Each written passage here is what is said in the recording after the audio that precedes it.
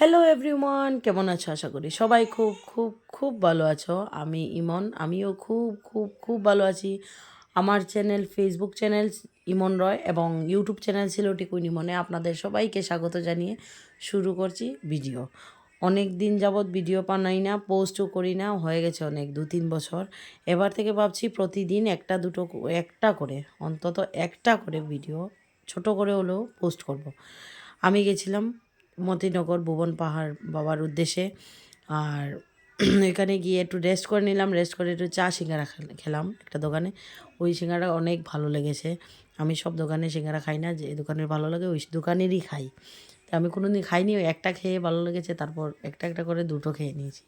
তারপর আস্তে ধীরে একটু রেস্ট টেস্ট নিয়ে রওনা দিলাম বাবার উদ্দেশ্যে। অনেক দিন যাব করে যাওয়ার হচ্ছে না। প্রতি বছর যাওয়ার উদ্দেশ্য থাকে, কিন্তু একটা প্রবলেম থাকে, তার জন্য যেতে পারি না।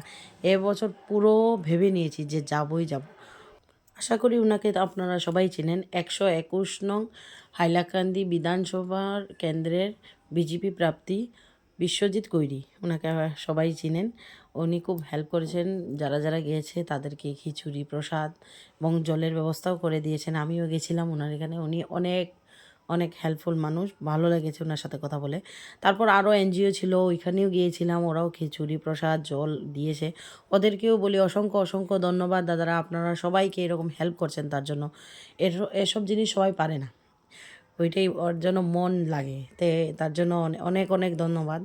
আর 2 নম্বর কথা হলো, তারপর আসতে অনেক কষ্ট করে হেঁটে হেঁটে গেলাম হনুমান চকি।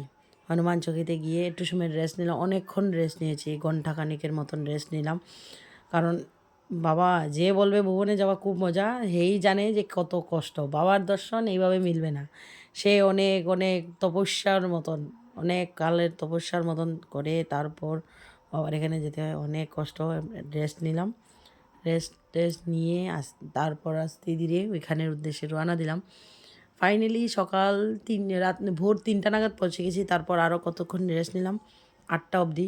8টার সময় গেলাম, স্নান করলাম, স্নান টান সেরে ওই বাবাকে মাথায় জল দিলাম। কিন্তু ওইখানের ভিতরে মোবাইল নেওয়ার পারমিশন ছিল না, তার জন্য ভিতরের কোনো কিছু আপনাদের দেখাতে পারিনি। এটা আমার ব্যাড লাক প্রচণ্ড বেশি যে আমি আপনাদের দেখাতে পারিনি। কিন্তু আমি খুব খুশি যে এবার আমি বাবার দর্শন হয়েছে। বাবার দর্শন করে খিচুড়ি প্রসাদ খেয়ে আস্তে ধীরে বাড়ির উদ্দেশ্যে রওনা দিই। সেই ক্লিপটা দেখাতে পারিনি, কারণ মোবাইলের চার্জ শেষ হয়ে গেছিলো।